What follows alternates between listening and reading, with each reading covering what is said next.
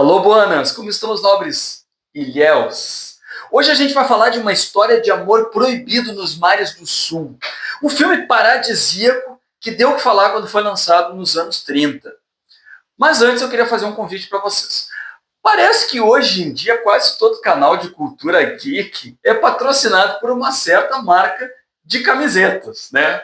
Cultura geek, cultura pop, em geral, a gente vai lá e os caras estão fazendo jabá de uma marca de camisetas. Pois bem, eu não quis ficar de fora da onda, porém tem uma pegadinha.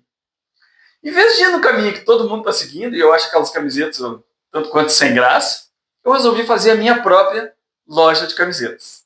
Então, a partir de agora, quando vocês forem em reserva.inc/Henrique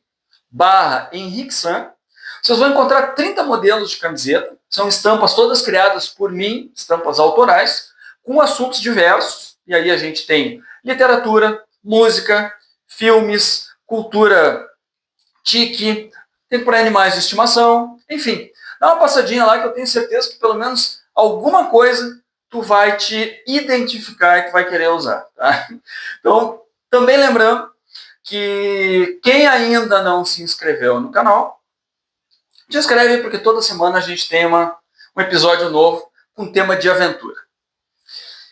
Hollywood, anos dourados. Quando a gente pensa nessa época, a gente pensa numa época, num tipo de filme talvez inocente, pueril, com insinuações muito brandas de qualquer coisa que pudesse ofender as sensibilidades contemporâneas daquela época. Nem sempre foi bem assim. A gente tem um exemplar de um filme aqui que se chama Bird of Paradise, né? Em português, acredito que tenha saído como Ave do Paraíso. Esse filmezinho aqui é de 1932.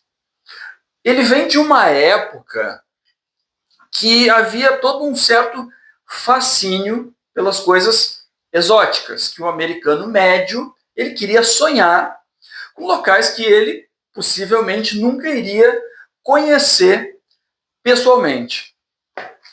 Aqui a gente tem, por exemplo, nesse livro aqui que fala da cultura tique, que é a cultura da Polinésia, a cultura dos mares do sul. Tem um capítulo aqui, ó, que é só sobre isso, só sobre essa onda de filmes que se passavam nas ilhas do Havaí, nas ilhas próximas ali da Papua Nova Guiné, próximas ali da Oceania e tal. Então tinha aqui, ó, os mares do sul feitos em Hollywood. Vários filmes dessa época aí deram origem, inclusive, a bares temáticos que usavam os mesmos cenografistas tal. Esse aqui, que é a Ave do Paraíso, é um dos principais, vamos dizer. Eu assisti esse filme no cinema. Tive a sorte de assistir numa mostra de filmes pre-code, os filmes antes do código de moral que se instaurou em Hollywood na metade dos anos 30. Ave do Paraíso foi produzida pelo David O. Selznick, produtor de não nada menos do que um filme que vocês devem conhecer chamado E o Vento Levou. A direção é do King Vidor. Esse cara também ele ficou conhecido por dirigir Guerra e Paz. E ele também dirige, acho que não creditado, uma das partes, uma das cenas do Mágico de Oz. Então não é pouca coisa o pedigree desse filmezinho aqui.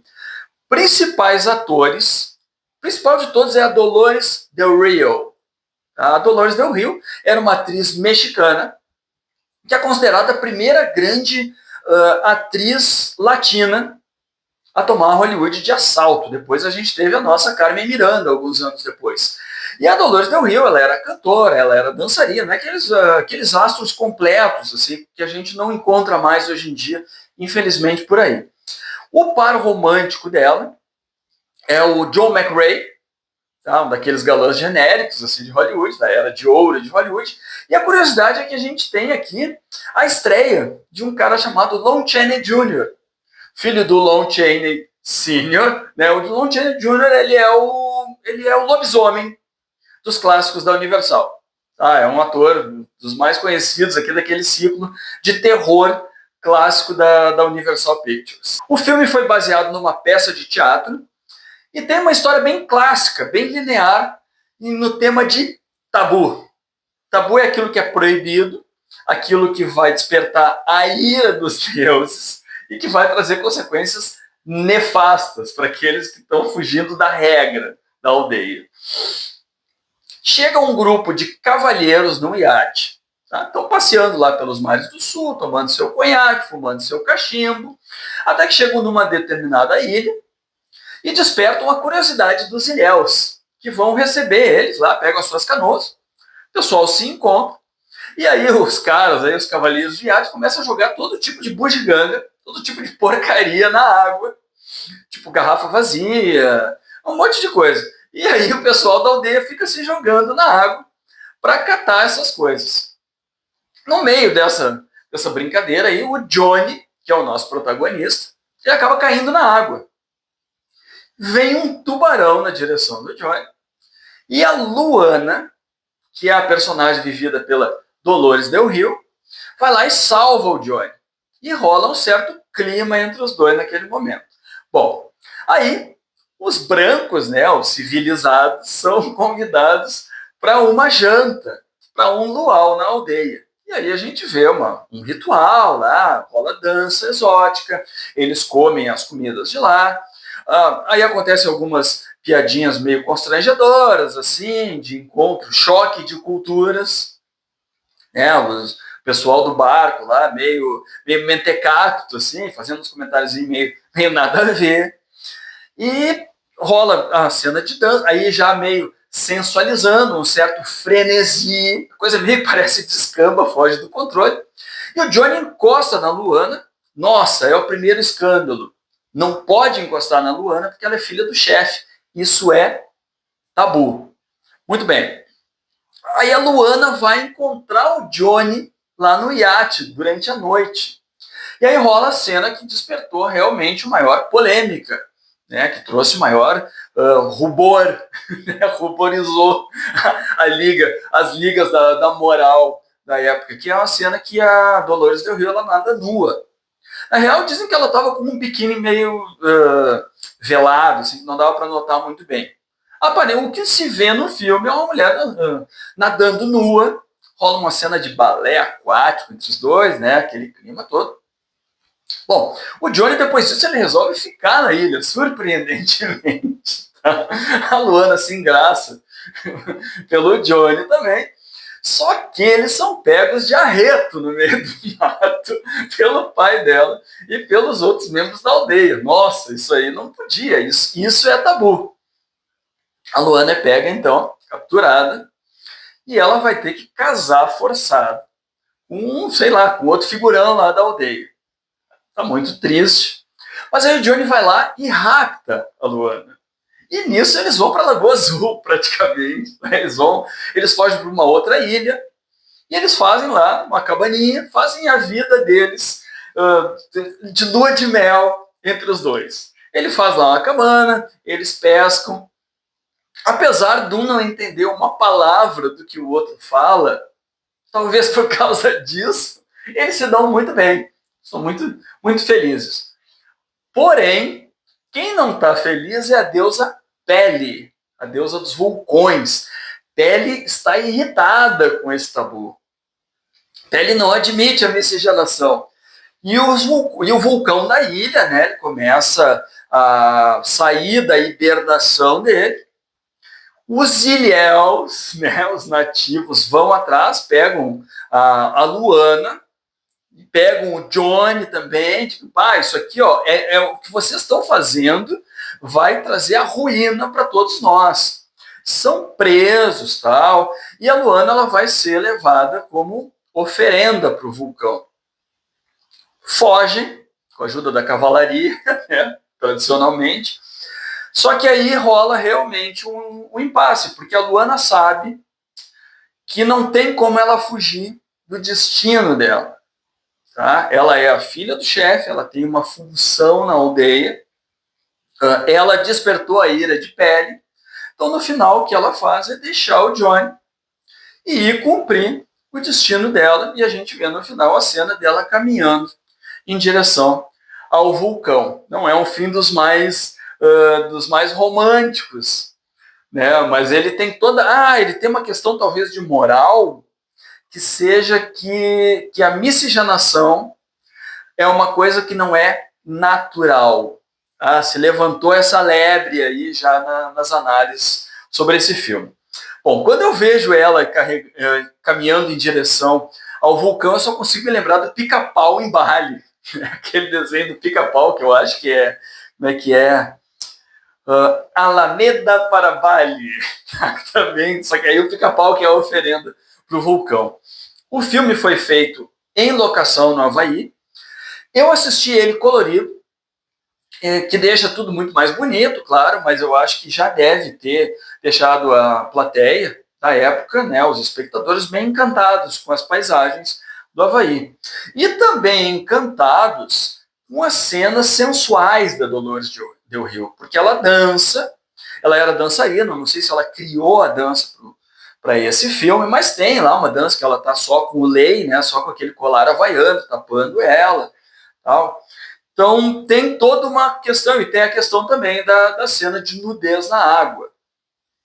Esse filme ele foi feito pouco antes de entrar em vigor o tal do Código Reis. O Código Reis foi um conjunto de regras autoimposto da indústria para a indústria de Hollywood, numa época em que estavam acontecendo muitos escândalos olha só, de abuso de menores, de orgias, overdose de drogas. Isso a gente está falando da década de 30, gente. Tá? Não é essas últimas coisas que a gente andou ouvindo falar, né, do que acontece por trás das câmeras. Isso estava trazendo justamente um escândalo nacional. As ligas da moral, etc., estavam batendo muito forte, boicotando, né, querendo censura. A própria indústria daí criou algumas regras que a partir de 34 foram sendo colocadas em vigor. Por exemplo, tu não ia mais conseguir poder assistir nos filmes nudez, cenas de sexo, cenas de violência explícita, cenas de apologia ao uso de drogas, apologia ao crime, glamorizar, né, o crime. A gente tem alguns filmes mais antigos de gangsters, tipo o próprio Scarface, né, da época, o primeiro Scarface. Então, a partir dali, a coisa começou a ser bastante abrandada. Tu não ia poder mostrar, por exemplo, cenas de adultério, um casal não casado na cama. Tá? E, olha só, e o que mais trouxe polêmica para a Ave do Paraíso foi a miscigenação. Foi o caso de amor proibido entre um branco e uma Ilhéu, uma nativa lá da Polinésia. Então a gente tem outros filmes dessa época também que eu acho que são muito mais pesados, tipo A Ilha das Almas Selvagens, que a gente fez vídeo no canal, vou colocar depois para vocês assistirem ali o link. Ali tem insinuação até com animais. Olha o peso da coisa aérea. Aí depois abrandou bastante depois. Por isso que a gente chama que esses filmes, tipo a Ave do Paraíso, são os filmes pré-código. Tá? Então, são estudados justamente com uma época que a indústria, que Hollywood estava... a gente tem um outro também que é bem famoso, que é aquele Freaks, né, que pegam pessoas com deformidades assim, de circo e fazem elas mesmas aparecendo. Tá? Então, isso ficou cristalizado numa época. Para as sensibilidades modernas, no entanto, esse filme traz outras coisas que hoje não seriam aceitas. Por exemplo, tem alguns comentários. Quando chegam as nativas lá da ilha do barco, um dos caras comenta com o Johnny: "Bah, Johnny, tu tá sem sorte porque não tem nenhuma loira." outra dessas. Quando eles estão também se aproximando, o outro amigo dele, um cara sem noção do grupo, digo: tomara que não sejam canibais. Aí diz: "Não se preocupa, esses nativos eles são sempre um povo alegre e despreocupado." O pessoal da ilha ele é tratado sempre como supersticiosos, como primitivos. Então, hoje em dia, são outras coisas que não são permitidas nos filmes. O filme hoje está em domínio público, tá? E ele é um retrato de uma era de Hollywood que eu acho que merece ser revisitado assim, pelo interesse histórico, além de ser um filme legal de assistir. Tá? Deixo vocês, então, com o convite para passarem e conferirem na loja as estampas também, as estampas TIC que a gente tem a partir de hoje, reserva.inc/Henrique. Até lá, então. Até logo mais, buenas.